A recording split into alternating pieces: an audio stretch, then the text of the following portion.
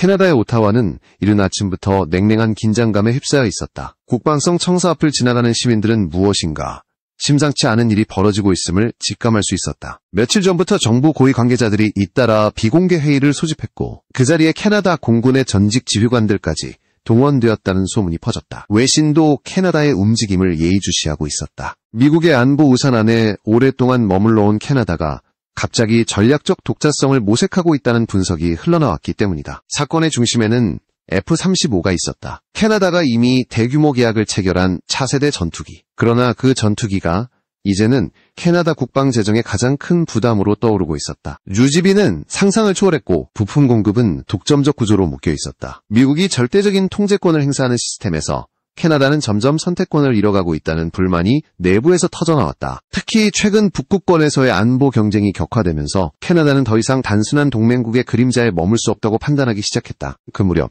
한국의 KF-21 보라매가 전 세계 군사시장에서 조용히 돌풍을 일으키고 있었다. 아직 완전한 스텔스기는 아니었지만 다양한 개량과 확장성을 기반으로 한 합리적인 플랫폼이라는 평가가 잇따랐다. 한국항공우주산업은 시험비행 데이터를 연이어 공개하며 성능을 명확한 수치로 증명해냈고 아시아와 중동 지역에서는 KF-21에 대한 관심이 폭발적으로 증가하고 있었다. 캐나다의 전문가들 또한 이에 주목했다. 복잡한 정비체계 없이도 고성능 운용이 가능한 설계, 그리고 동맹국 간의 기술 교류가 용이한 구조는 캐나다가 필요로 하는 방향성과 절묘하게 맞아떨어졌다. 결정적인 변화는 캐나다 정부 내부에서 시작되었다. 경제계와 산업계의 강한 압박 속에서 국방성은 F-35 단일 의존 구조를 재검토하는 작업을 비밀리에 진행하고 있었다. 캐나다 총리는 강요회의에서 새로운 전투기 도입 가능성을 검토하도록 지시했고 당연히 여러 기종의 이름이 테이블 위로 올라왔다. 그러나 그 중에서도 KF-21은 이전까지 논의된 적 없었던 특별한 의미를 띠고 있었다. 단순히 미국의 독점 구조에서 빠져나오는 것을 넘어서 캐나다가 국제군수 시장에서 전략적 파트너십의 새로운 축을 만들 수 있다는 가능성 때문이었다.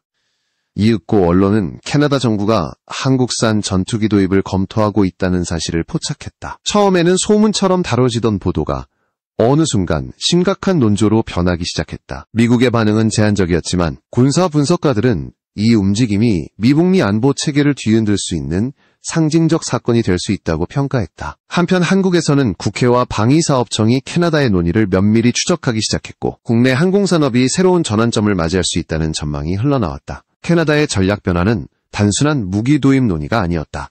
이는 국가의 군사주권, 북극 방어체계, 미래 전력 구조까지 아우르는 대전환의 전조였다. 결국 캐나다는 F-35 독점 체제에서 벗어나기 위한 연구를 공식화했고 한국의 KF-21을 포함한 다국적 기종 비교 검토 보고서를 준비하기 시작했다. 이 보고서는 국제사회의 시선을 단숨에 끌어당겼다. 캐나다가 오랜 세월 이어온 패러다임을 흔들고 있었기 때문이다. 그리고 어느 겨울 아침 국방성 건물에 문이 열렸다. 수십 명의 보좌관과 관계자들이 기자들 앞으로 나와 발표 준비를 시작했다. 지금까지 소문으로만 떠돌던 내용이 공식적으로 확인되는 순간이었다. 캐나다가 전략적 독자성을 향해 첫 발을 내딛는 중대한 발표가 다가오고 있었다. 그 발표 속에는 한국의 KF-21이 새로운 변수로 자리하고 있었다. 모든 이들의 시선이 오타와로 향하는 가운데 국제군사질서는 조용히 요동치기 시작했다. 캐나다 국방성 내부의 비공개 회의실에서는 긴장이 고조되고 있었다. 전문가들은 KF-21의 성능 데이터를 분석하며 여러 시나리오를 검토하고 있었다. 기동성, 레이더 반사 면적, 엔진 효율, 무장 적재량 등 세부 지표가 일일이 테이블 위에 펼쳐졌다. 각 지표는 단순한 숫자가 아니라 캐나다가 앞으로 수십 년간 운용할 항공 전략의 핵심 결정 요소였다. F-35와 비교했을 때 KF-21의 장점과 단점이 동시에 드러났다. KF-21은 유지비와 운영비에서 확실한 절감 효과를 보여주었다. 다목적 운용이 가능하며 항공 전술의 유연성도 높았다. 반면 스텔스 성능은 F-35에 비해 제한적이었고 일부 첨단 센서와 통합 운영 체계에서는 미국 기술 의존도가 여전히 존재했다. 전문가들은 KF-21을 선택하면 단기 비용 절감과 전략적 독립성은 확보되지만 완전한 스텔스 작전 능력은 일부 희생해야 한다라고 평가했다. 회의실 밖에서는 산업계와 정치권의 압력이 거세게 작용했다. 경제계는 KF-21 도입을 통해 국내 항공산업과 연계된 새로운 수출 기회를 강조했고 정치권은 북극권 방어와 국제적 전략적 입지 강화를 논거로 삼았다. 언론은 이 논의를 주목하며 캐나다가 F-35 의존에서 벗어나 독자적 선택권을 검토 중이라는 해석을 내놓았다. 해외 군사 전문 매체 역시 KF-21이 캐나다의 전략적 선택지 중 하나로 떠오른 사실을 조명했다. 캐나다 총리는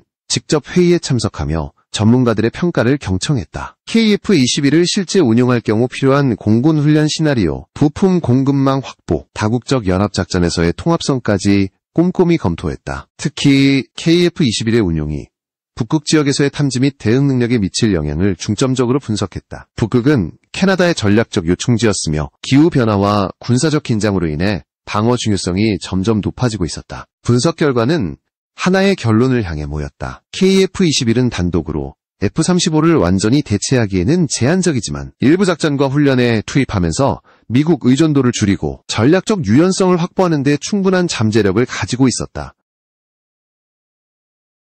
국방성 내부에서는 혼합 운용 방안을 진지하게 논의하기 시작했다. KF-21을 일부 도입하고 나머지 항공전력은 기존 F-35와 움직임은 즉각 국제적 반향을 일으켰다. 미국의 일부 군사 관계자들은 신중한 반응을 보였고 다른 나토 회원국들은 캐나다의 선택이 향후 동맹 내 역할 분담과 전력 구조에 미칠 파장을 주목했다. 한국 항공산업계는 캐나다의 논의가 공개되기 전부터 이미 대응 전략을 마련하고 있었고 KF-21의 시험 비행 기록과 운용 데이터를 추가로 제출하며 신뢰성을 강조했다. 이 시점에서 캐나다는 전략적 결정을 앞두고 있었다. 단순한 전투기 선택이 아니라 국가의 군사적 독립성, 미래의 기술 확보, 북극 방어 능력 강화 등 복합적 요인을 고려해야 하는 중대한 시기였다. KF-21이 단순한 기종 이상의 의미를 지니게 된 것이다. 국제 군사사회는 조용히 그러나 날카로운 시선으로 캐나다의 다음 움직임을 주시하고 있었다. 캐나다와 한국 사이의 비공식 접촉이 시작되었다. 캐나다 국방성의 고위 관계자들이 서울을 방문하여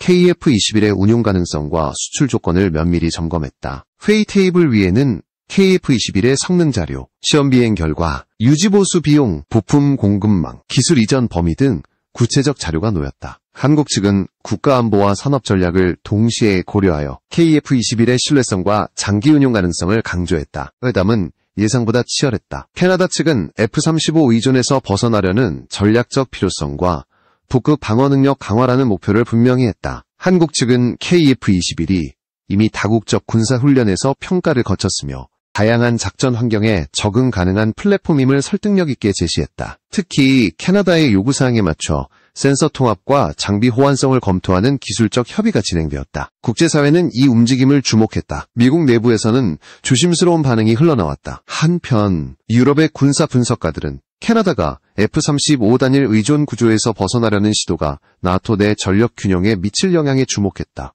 일부 전문가들은 캐나다의 선택은 단순한 무기 구매를 넘어 전략적 자율성을 추구하는 상징적 사건이라고 평가했다. 캐나다 내부에서는 KF-21의 운용을 위한 시험 계획이 수립되었다. 일부 파일럿과 정비 인력이 한국으로 파견되어 기체 성능을 직접 검증하고 시뮬레이션 훈련과 합동작전을 평가했다. 동시에 국방성은 비용 분석과 장기 유지보수 계획을 세밀히 검토했다. 시험 결과는 긍정적이었다. KF-21은 다양한 기상 조건과 지형에서 안정적인 기동성을 보여주었고 장비 통합도 원활하게 이루어졌다. 언론은 이러한 시험과 평가 과정을 민감하게 다루었다. 보도는 점차 캐나다가 KF-21 도입을 고려 중이라는 프레임으로 확산되었고 이에 따라 국제군사 시장에서도 관심이 높아졌다. 한국 내에서는 항공우주 산업의 기술력과 국방 능력을 세계적으로 증명할 기회로 평가되었다. 정부와 산업계는 긴밀히 협력하며 캐나다 측 요구사항을 충족시키기 위해 추가 기술 자료를 제공했다. 캐나다의 결정 과정은 단순하지 않았다.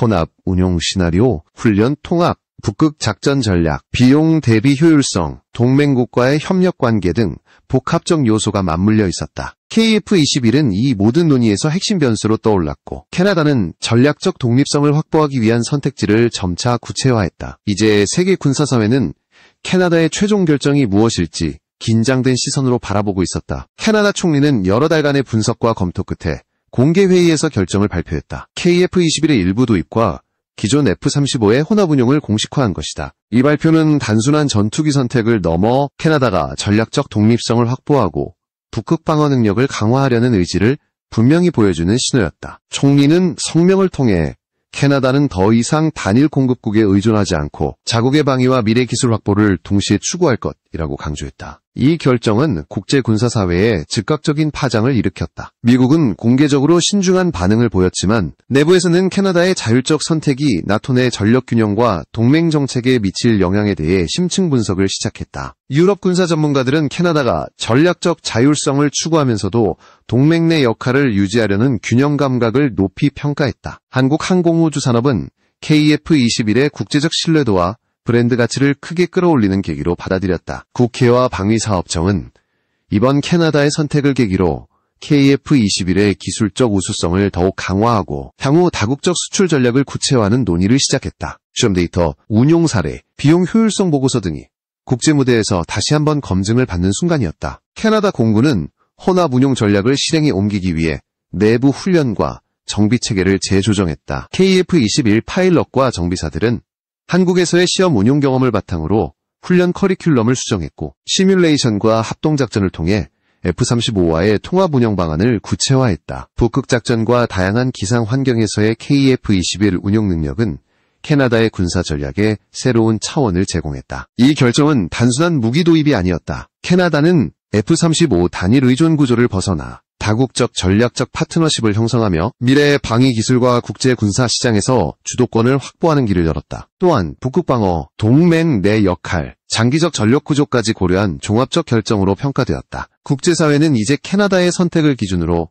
북미 및 아시아 군사 질서가 어떻게 변화할지 주목하고 있었다. KF-21은 단순한 전투기를 넘어 국가 전략과 군사 독립성을 상징하는 존재로 자리 잡았다. 캐나다의 이번 결정은 앞으로 수십 년간 국제 군사 시장과 전략적 협력의 흐름에 큰 영향을 미칠 중요한 사건으로 기록될 것이다. 캐나다의 공식 발표가 나오자 국제 언론은 일제히 보도를 시작했다. 미국의 주요 매체들은 캐나다가 F-35 의존에서 벗어나 독자적 선택권을 모색한다는 사실을 주목하며 캐나다의 전략적 독립성을 강조했다.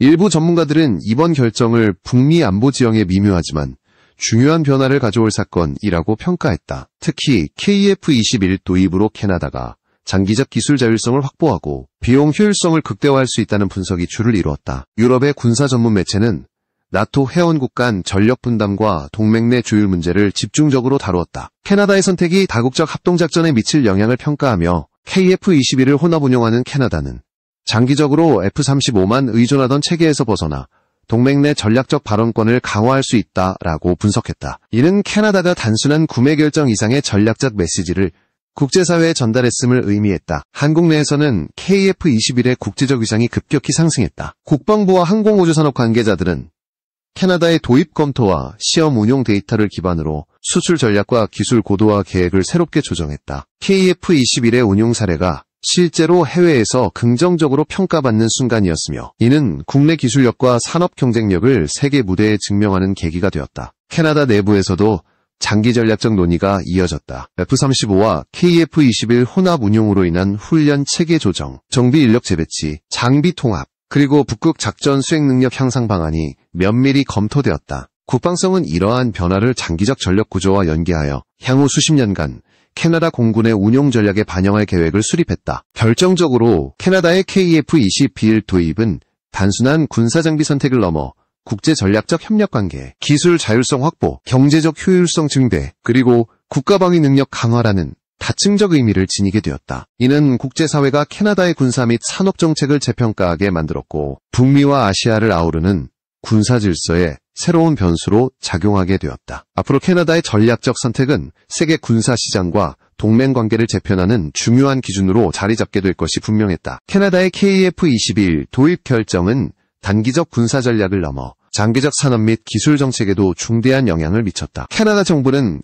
KF-21 혼합 운용을 통해 자국 항공산업과 기술 개발을 촉진하는 방안을 모색했다. 이를 위해 정비 인력과 파일럿 교육 프로그램을 재정비하고 장기 운용 데이터를 축적하여 캐나다 내 기술적 전문성을 확보하기 시작했다. 북극 방어 전략에서도 변화가 감지되었다. KF-21의 다양한 기상환경 적응 능력과 운용 유연성은 북극권 감시 및 대응 작전에서 중요한 역할을 담당했다. 캐나다는 이 기회를 활용해 북극 지역에서의 독자적 작전 능력을 강화하고 미국 의존도를 점차 줄이는 전략적 움직임을 구체화했다. 이는 향후 북극에서 발생할 수 있는 안보 리스크에 대응하는 캐나다만의 독립적 능력 구축을 의미했다. 국제 군사 시장에서는 KF-21의 위상이 높아졌다. 캐나다의 혼합 운용 결정은 다른 국가들에게도 KF-21의 운용 가능성과 전략적 유연성을 주목하게 만들었다. 한국항공우주산업은 이러한 흐름을 기반으로 기술 협력 및 해외 수출 전략을 강화했다. 시험 비행 데이터, 혼합, 운용 사례, 유지비 분석 자료가 국제적으로 공유되면서